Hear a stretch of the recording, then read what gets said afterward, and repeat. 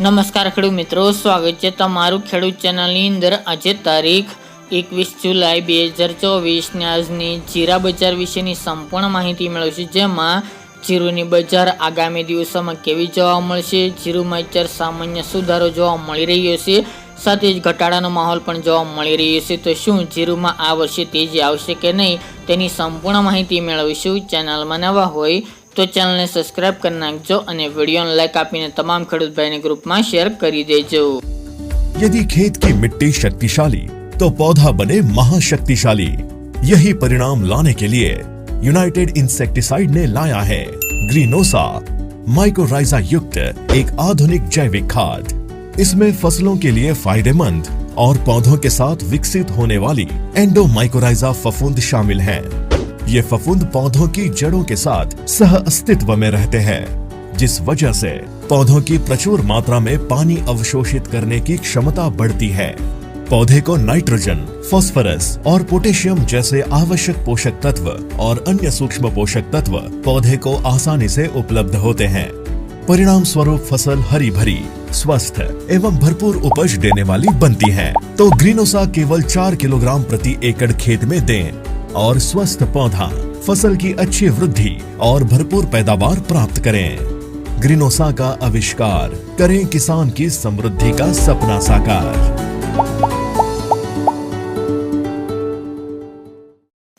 જીરુમાં અત્યારે ખાસ કરીને સામાન્ય સુધારો જોવા મળી રહી છે, પરંતુ બજાર અત્યારે 5000 સુધી પહોંચી ગઈ છે। ઊંચા માર્કેટ યાર્ડમાં વાત કરવામાં આવે તો બજાર 5500 સુધી ટકેલી જોવા મળી રહી છે, તેમાં પણ વધઘટ થતી જોવા મળી રહી છે।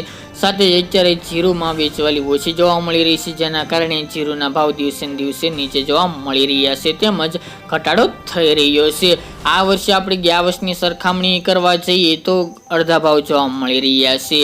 આગામી આ મહિનાના એન્ડમાં તેમજ નવા મહિનાની શરૂઆત દરમિયાન વાત કરવામાં આવે તો જીરુમાં કોઈ મોટી ઉથલપાથલ થાય તેવા એંધાણ જોવા મળતા નથી। અત્યારે ઊંચા માર્કેટ યાર્ડમાં આવકો 10,000 નીચે બોરીની પહોંચી ગઈ છે, સાથે ડિમાન્ડ પણ વિદેશમાં ઓછી જોવા મળી રહી છે, કારણ કે ચીનનું તેમજ અન્ય દેશોનું જીરુની આવક જોવા મળી રહી છે, જેના કારણે ભારતીય જીરાની ડિમાન્ડ ઘટી છે વિદેશ લેવલે।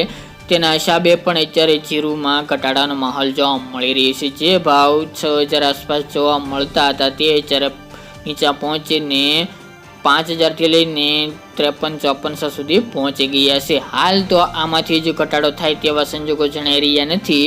અત્યારે બજાર 5,000 થી લઈને 5500 વચ્ચે ચાલે આ ચોમાસા દરમિયાન તેવું અનુમાન રહેલું છે। આપણે પહેલા પણ જણાવ્યું હતું તે મુજબ કે જીરુની બજાર 5,000 પ્લસ જોવા મળશે, તેમજ 5,000 નીચે જાય તેવા એંધાણ આ વર્ષે લાગી રહ્યા નથી।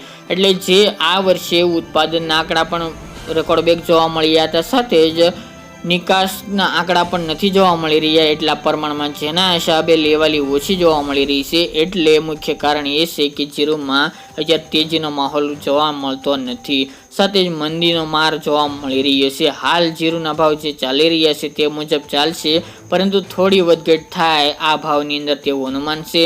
સૌરાષ્ટ્ર માર્કેટ યાર્ડ હોય કે પછી ઉત્તરના માર્કેટ યાર્ડમાં જીરુના ભાવ અત્યારે જે સ્થાનિક બજારોમાં જોવા મળી રહ્યા છે તે મુજબ ચાલે તેવી સંભાવના રહેલી છે।